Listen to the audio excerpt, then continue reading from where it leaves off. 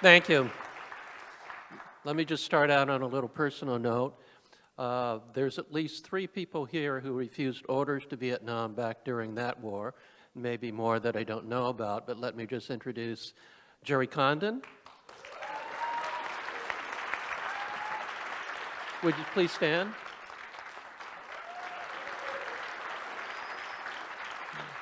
Former U.S.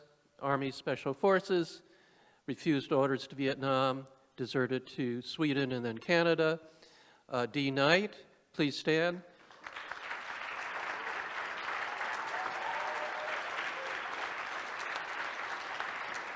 He refused the draft and went to Canada, and also he has his books out here. You can take a look at them.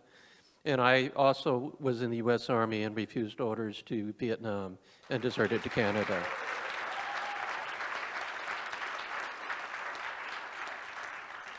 If there's anybody else in the room who did so, please stand. Oh, thank you. Okay, we have 2 more speakers on China who are going to discuss different aspects of China. What I would like to do is start out by debunking the propaganda against China. You'll hear a lot of accusations about human rights and freedom and democracy and how it doesn't exist in China. Let me debunk a couple of the prime examples. First is Hong Kong. In 2019 and 2020, there was an uprising in Hong Kong, and the U.S. media and the U.S. government and our allies said these are peaceful protests against Chinese authoritarianism and against a national security law that was going to deport people to mainland China where they can be tried and disappeared. The truth is, this all started when one young man and his girlfriend, who was pregnant, from Hong Kong, went to visit Taiwan on vacation. They got in an argument, and the boyfriend killed his girlfriend, chopped her body up into pieces, hid it in a suitcase, and hightailed it back to Hong Kong. There's no extradition treaty between Hong Kong and the government on Taiwan. So when his girlfriend failed to return and the mother reported it, the Taiwan police investigated, they found the suitcase, they found the body. The Hong Kong police interrogated the person, he confessed, and they wanted to deport him to Taiwan for trial, since that's where the crime occurred. Taiwan authorities refused to accept that, and because there was no extradition treaty, there was no law that could force that extradition to take place. Hong Kong then tried to form a law that was very specific, that it only applied to crimes that were crimes in both places, that were serious enough to have at least 5 years in prison, that were non-political, that had to be passed through the Hong Kong criminal system first, which was still run under the same system as under the British, and then it had to be verified by the chief administrator of Hong Kong before the deportation could take place. That's what the protesters rose up against.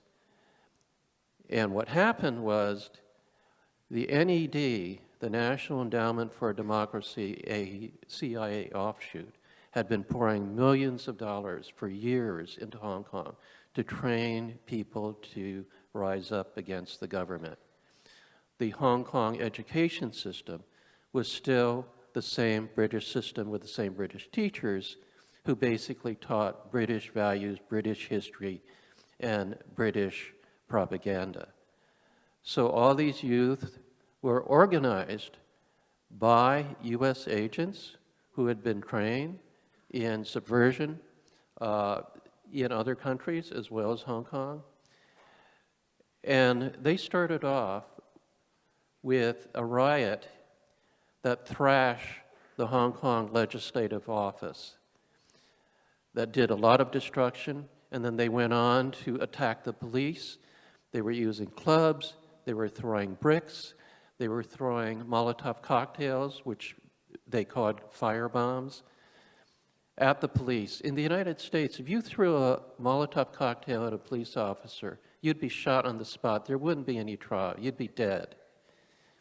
The Hong Kong police shot one, in a whole year of this, the Hong Kong police shot one person in the shoulder and one person in the leg. They killed nobody. These people were thrashing stores that they thought were pro-government. They were setting fires in subway stations and thrashing the subway stations, just breaking them up literally into pieces, tearing up pieces of roads and throwing bricks from the roads at people. They killed one senior citizen who was trying to clean up the street with a brick. They set one man on fire who was arguing with them by pouring gasoline on him and lighting him on fire. They caught one reporter from the mainland, tortured him for hours. He later committed suicide. So this is the kind of violent protest that went on for a whole year. And yet, the police killed no one. People who were arrested throwing Molotov cocktails, they got 6 years in prison.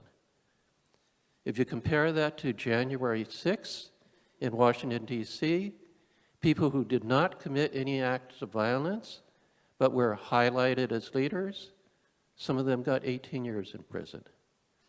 That was one day in January 6th in Washington compared to 1 year in Hong Kong. Let me move on to Xinjiang. In Xinjiang,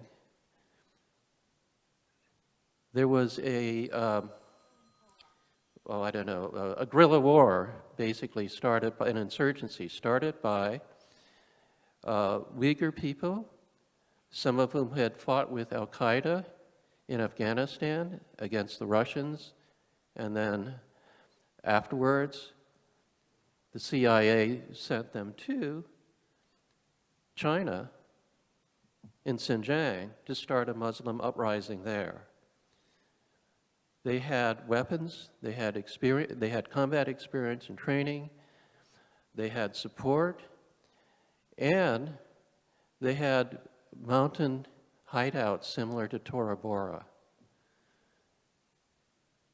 They staged a long campaign of terrorism that involved hundreds of incidents, hundreds of people being killed, and the Chinese army eventually had to attack the strongholds, the caves, and take them out. And then what they had to do was deal with the hundreds of supporters that they had. And what they did, rather than doing what the United States does, which would be a drone strike, they put them in re-education programs that involved not only political indoctrination, but also job training, job skills. These programs lasted 6 months to a year on average, and then if they were willing to reform, they were placed in jobs related to whatever their job training was. These are the camps, the concentration camps, that the United States was talking about. So you're saying that compared to a drone strike, these people were being re-educated to become normal citizens. The U.S. might call that brainwashing. But if you take a terrorist and brainwash them into being a normal citizen and leading a normal life, is that preferable to a drone strike? I'll leave it there. So there's a lot of things that go on like this. These are just two examples. There are many more. But when you hear people tell you that it's democracy versus authoritarianism, tell them no. It's American imperialism versus national liberation. Thank you.